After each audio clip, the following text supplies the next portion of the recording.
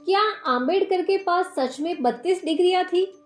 लेकिन सबूतों के साथ हकीकत में तो अंबेडकर के पास 32 डिग्री थी। ये दुनिया का सबसे बड़ा झूठ है, क्योंकि अगर आप इस विषय पर रिसर्च करोगे तो आपने पता चलेगा कि अंबेडकर के पास 6 से 7 एकेडमिक डिग्रीज और उसके साथ साथ 2 ऑनररी यानी सम्मान पूर्वक दी गई डिग्रीज थी।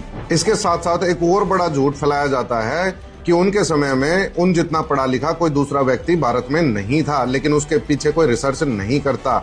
अगर रिसर्च करेगा तो पता चलेगा कि उस समय भारत में ब्रिटिशर्स का राज था और ब्रिटिश राज में ज्यादातर एजुकेटेड भारतीय शिक्षा, सिविल सर्विसेज या प्रोफेशनल करियर जैसे लॉ, मेडिसिन या फिर टीचिंग के लिए करते थे और डिग्री करने के बाद में वो नौकरी प्राप्त कर लेते थे, इसलिए आगे की डिग्रीज नहीं करते थे। इतनी डिग्रीज किसी दूसरे भारतीय के ना करने का एक और कारण था कि उस समय पर भारत में पीएचडी होती ही नहीं थी।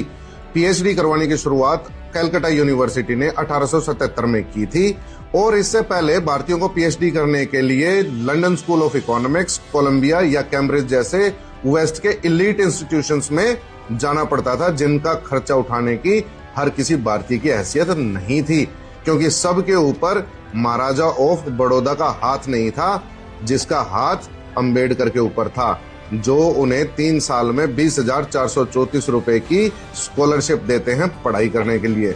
जय बाबा की। इस झूठ का पर्दाफाश करने के लिए इस वीडियो को ज्यादा से ज्यादा शेयर करें।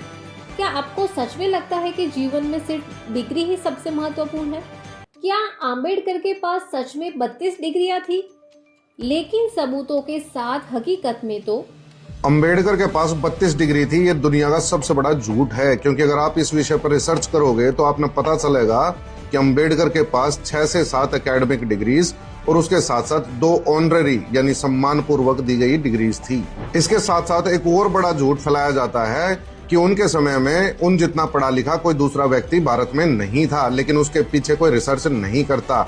अगर रिसर्च करेगा तो पता चलेगा कि उस समय भारत में ब्रिटिशर्स का राज था और ब्रिटिश राज में ज्यादातर एजुकेटेड भारतीय शिक्षा, सिविल सर्विसेज या प्रोफेशनल करियर जैसे लॉ, मेडिसिन या फिर टीचिंग के लिए करते थे और डिग्री करने के बाद में वो नौकरी प्राप्त कर लेते थे, इसलिए आगे की डिग्रीज नहीं करते थे। इतनी डिग्रीज किसी दूसरे भारतीय के ना करने का एक और कारण था कि उस समय पर भारत में पीएचडी होती ही नहीं थी।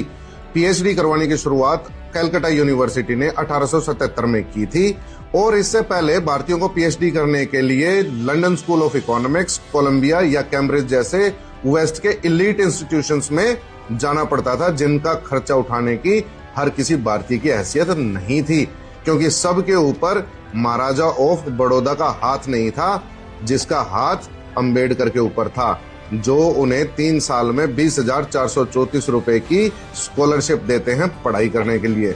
जय बाबा की। इस झूठ का पर्दाफाश करने के लिए इस वीडियो को ज्यादा से ज्यादा शेयर करें। क्या आपको सच में लगता है कि जीवन में सिर्फ डिग्री ही सबसे महत्वपूर्ण है?